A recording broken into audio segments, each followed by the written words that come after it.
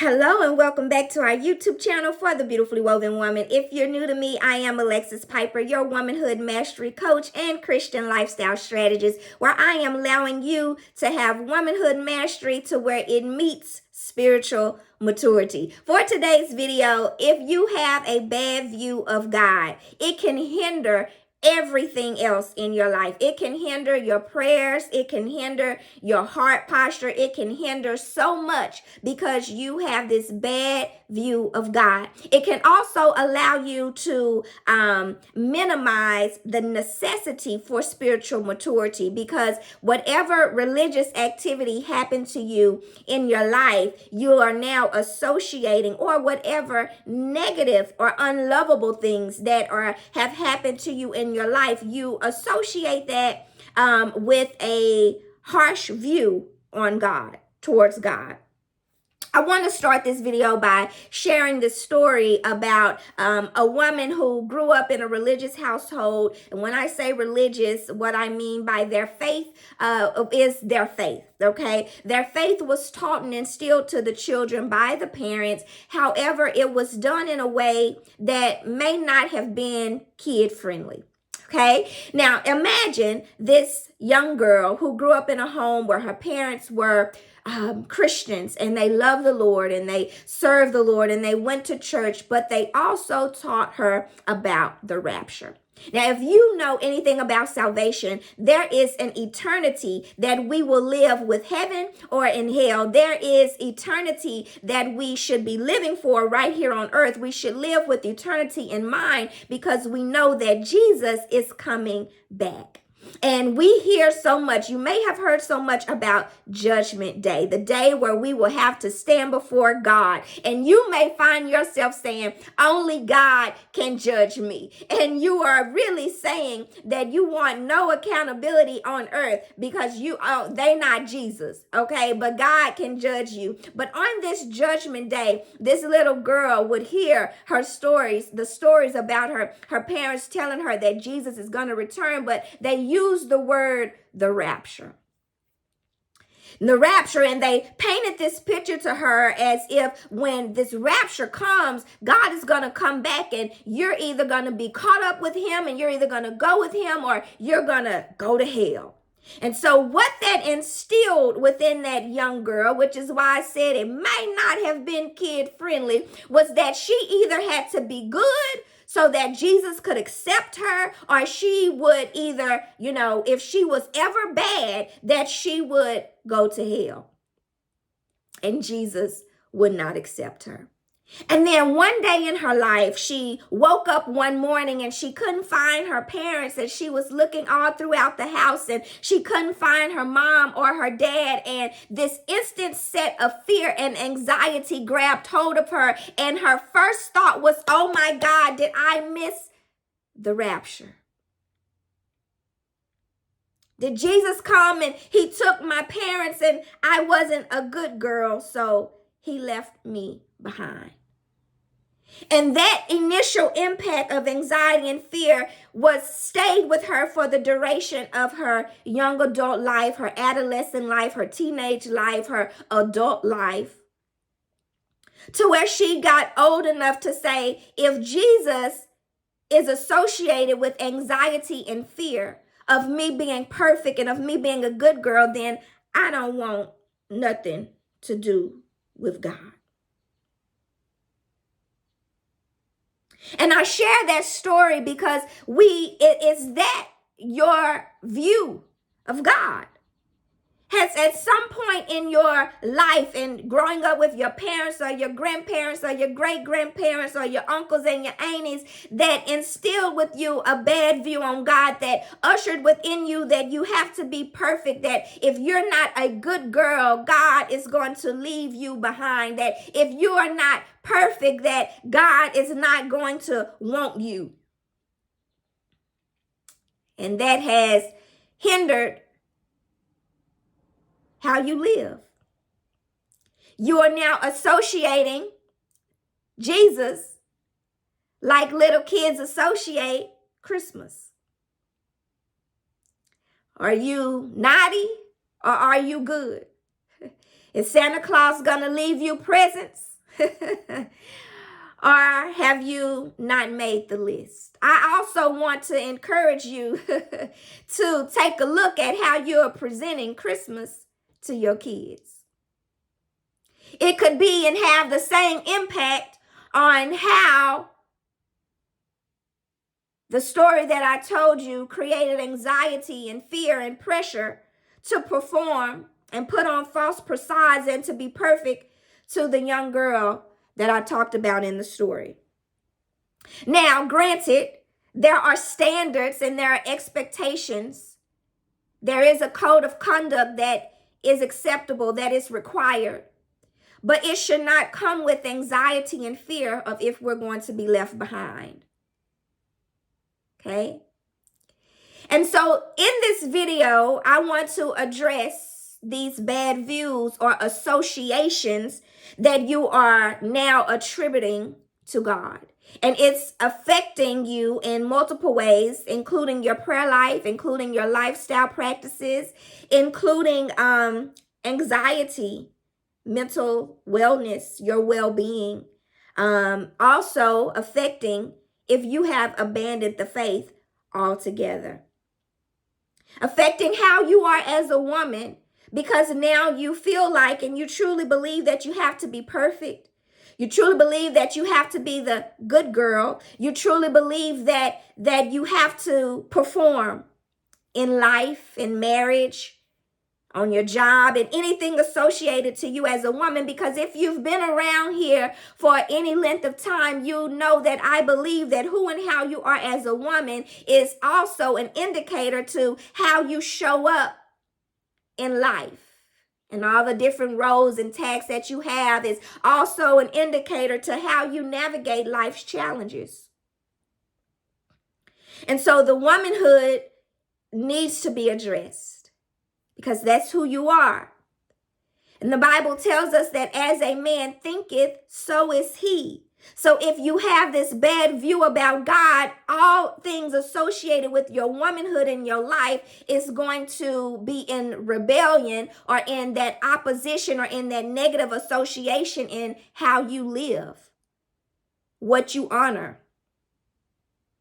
I hope that this is making sense to you. And so, number one, in taking that story and the things that I have said thus far, the goal of God's heart is not to punish you. The goal of God's heart, even with him returning, the goal of God's heart is not to punish you, and it is not to penalize you. I just believe that somebody needs to write that down. God's goal is not to punish or penalize me. I just believe that when you write that down and when you allow your eyes to recall that and allow your eyes recalling that to begin to recondition your perspective about God, that it will begin to unlock some things within you for the good. It will begin to take away all of your performance metrics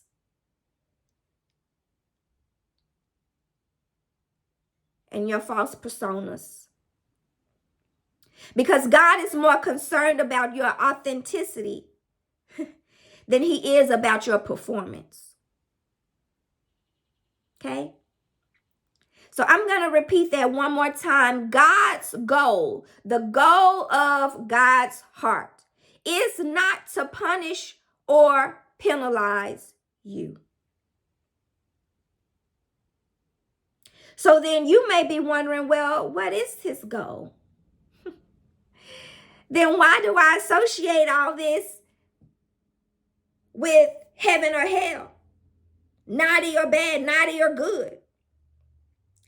The whole intent of spiritual maturity, the whole intent of salvation, the whole intent of Jesus coming back to this earth, coming to the earth, was not to penalize and punish you, but to give you invitation and opportunity. To help you unravel yourself from the negative beliefs, limiting beliefs, self-sabotage. So what has to now happen is number 2. So number 1 was the goal of God's heart is not to punish or penalize you. So now what has to happen is number 2, there has to be a reconditioning of that memory. That memory now that has marked your life, marked your faith, marked your prayer life, marked your view on God, marked your lifestyle, now has to be reconditioned. The memory has to be reconditioned. That framework of thought has to now be nurtured. Okay? And so now in that happening, you have to allow yourself to reframe that, to go back to the little girl, the young adult, whatever age that the view of God changed. You're going to have to allow yourself to go back and say, God, who are you really? Maybe you need to take that time to do that right now before you forget, before this video ends and you go on to the next video or to do whatever else you need to do. To just take that moment and say, God, who are you really? It's time for me to be reconditioned. It's time for me to not carry past experiences into my present day. These are the words that you need to say. To allow yourself to recondition that memory that has now marked your life and stunted your spiritual maturity, that has held your womanhood hostage.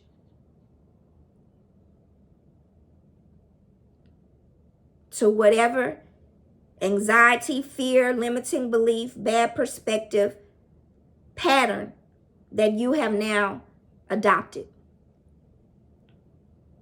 Okay? And then number 3, his love and God's heart. Let me say it like this. God's heart is to have you, us, me included, okay? Everybody. His heart is to have us to respond and to return to him. Whatever disrupted your faith, whatever discouraged your heart, whatever robbed you of hope, God's heart is to have us return and respond to him. Whatever grief you have, whatever grievance you have, God's heart is to have us, you, me, everybody, is to respond and return to him. And that's going to require 3 things. Okay? It's going to require 3 things. A new perspective about him. That's why point number 2 and the questions that and the words that I gave you, the verbiage that I gave you to start saying is so critical. Because we need a new perspective about God. We need a new perspective about self. We need a new perspective about life. We need a new perspective about faith. We need a new perspective about love. We need a new perspective. And what that new perspective does is it renews your mind. It changes your mind. And what that new perspective then does, the element B of this framework, is that it begins to soften your heart.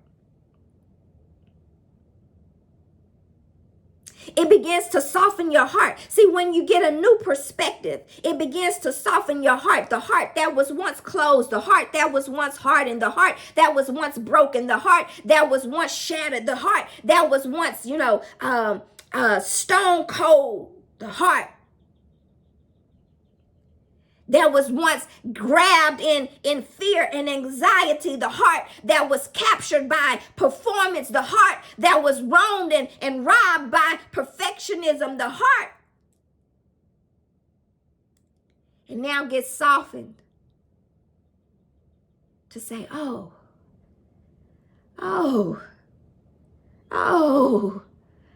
God, you do love me. Oh God, you do see me. Oh God, you do hear me. Oh God, you do meet me in my flaws. Oh God, you do meet me in my frailties. Oh God, I don't have to be perfect for you to love me. Oh God, I don't have to perform. You take me as I am. Oh God.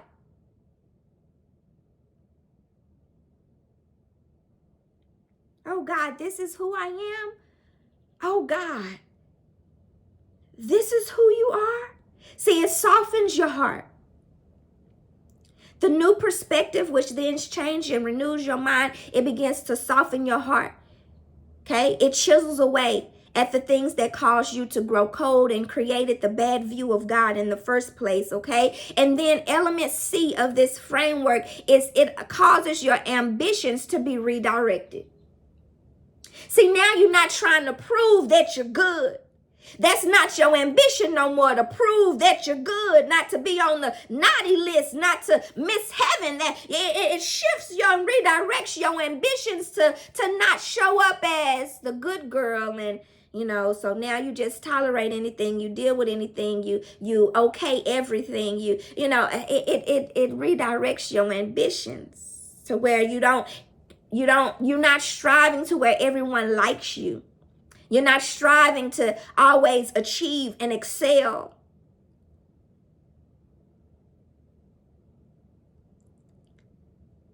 It redirects your ambitions when you understand that God's heart and his goal is not to punish or penalize you. When you start saying, okay, God, recondition this memory, and who are you really, God? When you begin to say, okay, God, you really just want me to respond and return to you. Although I've hated you, although I've been mad at you, although I've blamed you, you really want me to get this new perspective so that I'm not walking bitter, so that I'm not living weary, so that I'm not performing, so that I'm not achieving, always trying to prove and be perfect, but and be liked and accepted, because I feel like if I'm not good, then I'm going to be rejected, and all these things. It redirects your ambitions. It begins to strengthen you and mend you in places that you didn't even realize you needed it. And so what I would like to do for you right now is to open up an opportunity for you to do steps 1 through 3 in the framework of A, B, and C that I gave you in this video. And that is to truly make this commitment to obtain a new perspective. Make the commitment to experience a soft heart. Allow yourself to make a commitment to be redirected in your ambition so that you're not trying to prove and strive and compete and perform 24/7. And this commitment is 13 weeks. Yes, it is. We're taking it 1 week, 1 day, 1 month at a time. And the whole premise of it is for you to mend and strengthen your prayer life. Your prayer life is really where your perspective is redirected, where your ambitions get redirected, where your heart gets softened, where you are able to be released from only believing that God's heart is to punish and penalize you. It's from you being released from the little girl in the story that I told in the beginning, where maybe God or faith or Christianity was presented to you in a way that caused fear and anxiety and negative things to form in your life. Prayer problems, no more.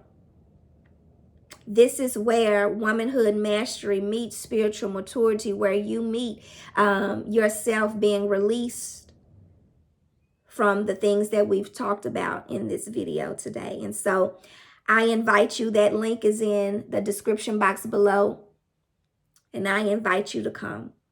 We start on June 7th of 2023. Which is next Wednesday. If you're watching this with June 7th, note that date. It starts June 7th, 2023. Click the link to register. God loves you. I love you. But how much do you really love yourself? Are you really willing to stay as you are, or commit to being reconditioned, commit to coming out of the fear and the performance and all of those things? Are you truly committed to really discover God for who he really is, instead of who you have believed him and belittled him to be? Subscribe, turn on your notifications, like and subscribe this channel, like this video, subscribe to our channel. Follow us on social media, Facebook, Instagram, how to stay connected. Join our email list. It's all linked in the description box below. But most importantly, I ask that you make the commitment to yourself and join this commitment, this 13-week commitment. Prayer problems, no more. I will see you in our next video. Have a beautiful remainder of your day.